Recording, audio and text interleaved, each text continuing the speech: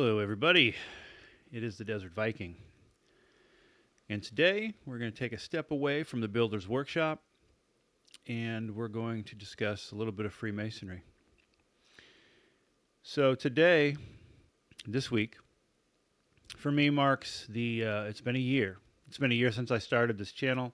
It's been a year since I experienced one of the most profound evils of my life. I learned a lot of lessons. These were necessary. These were necessary lessons. Ultimately, this would lead me to the door of the lodge where I would knock and I would be accepted by my lodge. In February of this year, I was regularly initiated as an entered apprentice. In April, I was passed as a fellow craft. And this week, I was raised as a Master Mason. I'm a third degree Mason. So I take the time to reflect after each of these degrees to let it all align with myself. And one of the books that I read, that I've been reading, is this one right here. It's called, well, if we can get the shine off it, The Lost Keys of Freemasonry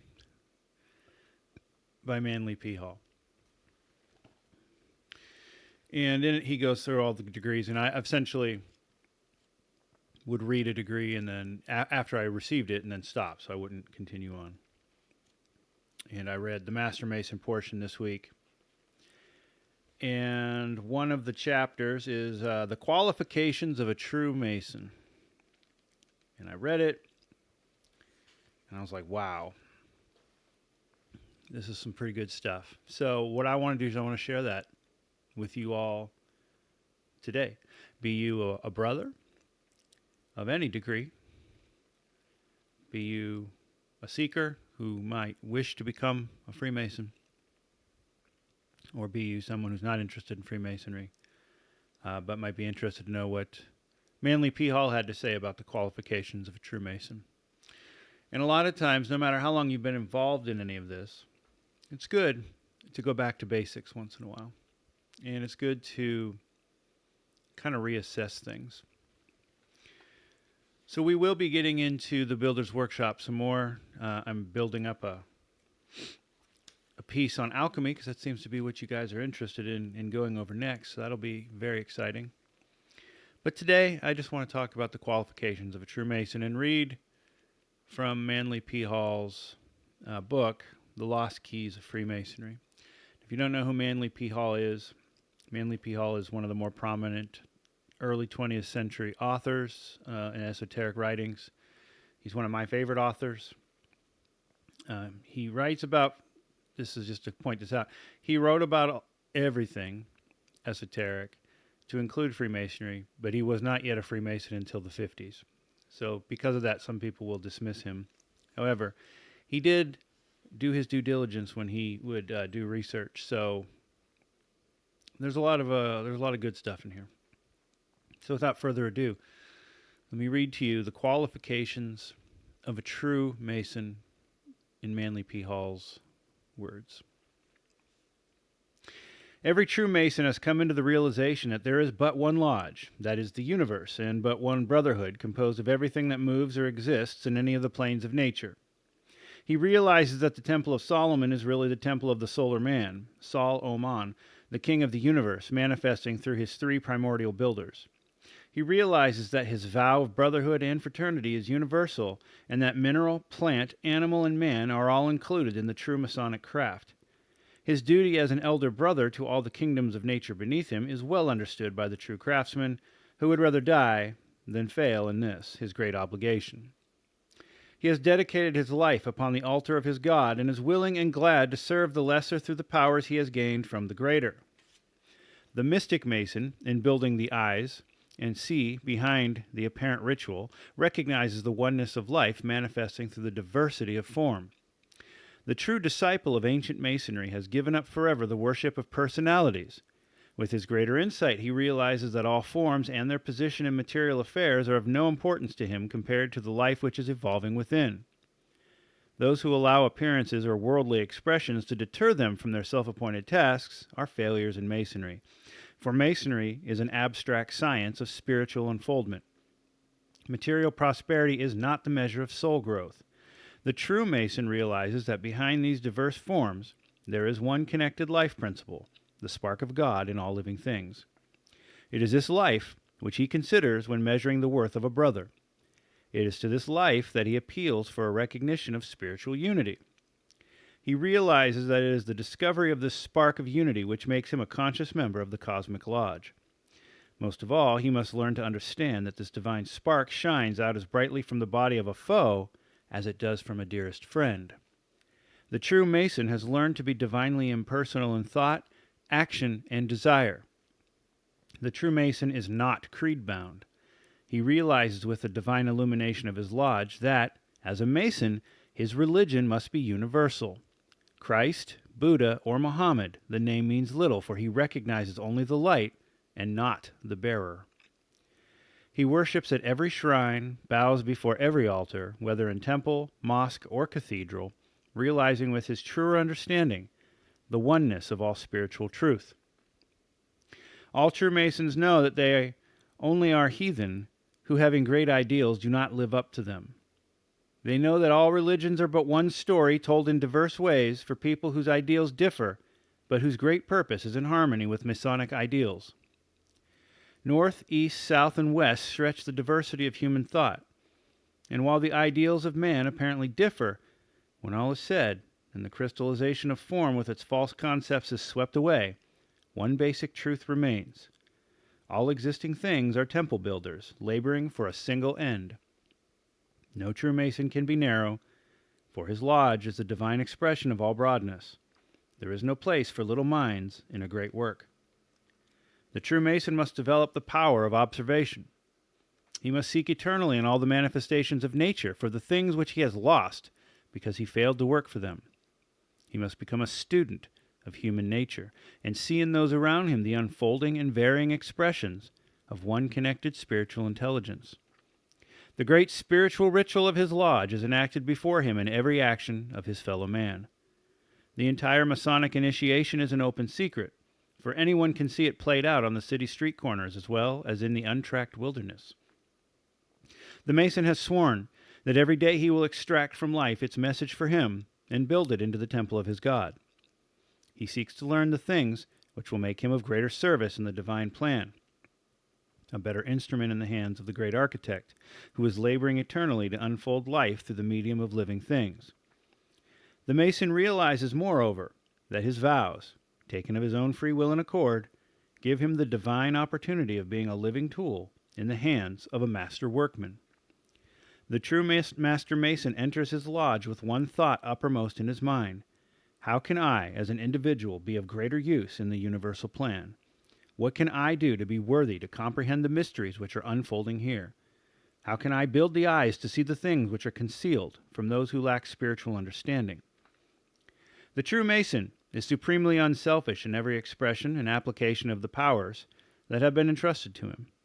No true brother seeks anything for himself, but unselfishly labors for the good of all. No person who assumes a spiritual obligation for what he can get out of it is worthy of applying for the position even of water carrier. The true light can come only to those who, asking nothing, gladly give all to it. The true brother of the craft, while constantly striving to improve himself, mentally, physically, and spiritually through the days of his life, never makes his own desires the goal for his work. He has a duty, and that duty is to fit into the plans of another. He must be ready at any hour of the day or night to drop his own ideal at the call of the builder. The work must be done, and he has dedicated his life to the service of those who know the bonds of neither time nor space. He must be ready at any moment's notice, and his life should be turned into preparing himself for that call, which may come when he least expects it. The Master Mason knows that those most useful to the plan are those who have gained the most from the practical experiences of life. It is not what goes on within the tiled lodge which is the basis of his greatness, but rather the way in which he meets the problems of daily life. The true Masonic student is known by his brotherly actions and common sense. Every Mason knows that a broken vow brings with it a terrible penalty. Let him also realize that failure to live mentally, spiritually, and morally up to one's highest ideals constitutes the greatest of all broken oaths. When a Mason swears that he will devote his life to the building of his father's house and then defiles his living temple through the perversion of mental power, emotional force, and active energy, he is breaking a vow which imposes not hours, but ages of misery. If he be worthy to be a Mason, he must be great enough to restrain the lower side of his nature, which is daily murdering his Grand Master. He must realize that a misdirected life is a broken vow, and that daily service, purification, and the constructive application of energy is a living invocation, which builds within and draws to him the power of the Creator. His life is the only prayer acceptable in the eyes of the Most High. An impure life is a broken trust. A destructive action is a living curse. A narrow mind is a strangle cord around the throat of God. All true Masons know that their work is not secret, but they realize that it must remain unknown to all who do not live the true Masonic life. Yet if the so-called secrets of Freemasonry were shouted from the housetops, the fraternity would be absolutely safe. For certain spiritual qualities are necessary before the real Masonic secrets can be understood by even the brethren themselves. Hence it is that the alleged exposures of Freemasonry, printed by the thousands and tens of thousands since 1730 down to the present hour, cannot injure the fraternity. They reveal merely the outward forms and ceremonies of Freemasonry. Only those who have been weighed on the balance and found to be true, upright, and square have prepared themselves by their own growth to appreciate the inner meanings of their craft. To the rest of their brethren, within or without the lodge, their sacred rituals must remain, as Shakespeare might have said, words, words, words. Within the Mason's own being is concealed the power, which blazing forth from his purified being constitutes the builder's word. His life is the sole password which admits him to the true Masonic lodge. His spiritual urge is the sprig of acacia, which, through the darkness of ignorance, still proves that the spiritual fire is alight. Within himself he must build those qualities which will make possible his true understanding of the craft. He can show the world only forms which mean nothing. The life within is forever concealed until the eye of the Spirit reveals it. The Master Mason realizes charity to be one of the greatest traits which the elder brothers have unfolded, which means not only properly regulated charity of the purse, but charity in thought and action. He realizes that all the workmen are not on the same step, but wherever each may be, he is doing the best he can according to his light. Each is laboring with the tools that he has, and he, as a Master Mason, does not spend his time in criticizing, but in helping them improve their tools. Instead of blaming poor tools, let us always blame ourselves for having them. The Master Mason does not find fault, he does not criticize, nor does he complain, but with malice towards none and charity towards all, he seeks to be worthy of his Father's trust.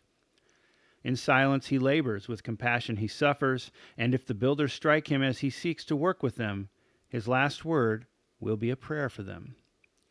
The greater the Mason, the more advanced in his craft, the more fatherly he grows, the walls of his lodge broadening out until all living things are sheltered and guarded within the blue folds of his cape. From laboring with the few, he seeks to assist all, realizing with his broader understanding the weaknesses of others, but the strength of right. A Mason is not proud of his position.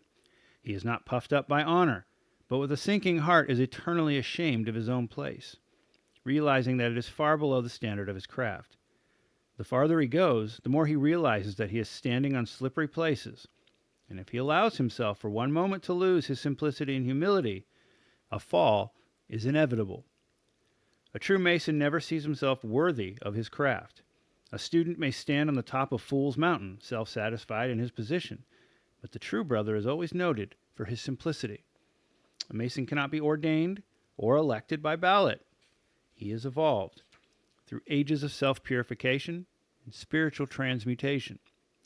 There are thousands of Masons who are brethren in name only, for their failures to exemplify the ideal of their craft makes them unresponsive to the teachings and the purpose of Freemasonry. The Masonic life forms the first key of the temple, and without this key, none of the doors will be open. When this fact is better realized and lived, Freemasonry will awake and speak the word so long withheld. The speculative craft will then become operative, and the ancient wisdom so long concealed will rise from the ruins of the temple as the greatest spiritual truth yet revealed to man. The true Master Mason recognizes the value of seeking for truth whether he can find it. It makes no difference if it be in the enemy's camp. If it be truth, he will go there gladly to secure it. The Masonic Lodge is universal, therefore all true Masons will seek through the extremities of creation for their light. The true brother of the craft knows and applies one great paradox. He must search for the high things in the lowly places, and find the lowly things in the highest of places. The Mason who feels holier than his fellow man has raised a barrier around himself through which no light can pass. For the one who in truth is the greatest is the servant of all. Many brethren make a great mistake in building a wall around their secrets, for they succeed only in shutting out their own light. Their divine opportunity is at hand. The time has come when the world needs the ancient wisdom as never before. And that stands true today, even though this was penned over 100 years ago. Let the Mason stand forth, and by living the doctrines which he preaches, show to his brother man the glory of his work. He holds the key to truth. Let him unlock the door, and with his life, and not his words, preach the doctrine which he has so long professed. The fatherhood of God and the brotherhood of man were united in the completion of the eternal temple, the great work, for which all things came into being, and through which all shall glorify their Creator. And that is what Manly P. Hall thought of in terms of the qualifications of a true Mason. So, if you're a brother, sometimes it's good to hear those words. It reminds us of what we're doing in the first place. If you're a seeker, now you know what's laid before you and what is expected of you, at least from within. And if you're not interested in Freemasonry at all, but we're just curious as to what spirit binds the fraternity, maybe this might have shed a little light upon your question. Thank you very much for listening. We will be moving into the realms of alchemy very soon. I look forward to it. Till then, if you liked the video, give me a like, drop me a comment. I always love conversing and discussing these matters. I will also leave a link to my Desert Vikings Esoteric Wonderland link, and to my Facebook community, which is very, very small, but I am looking to foster and create a place where discussion can be had. That's the whole goal of all of this. So until next time, stay safe, and I'll talk to you soon.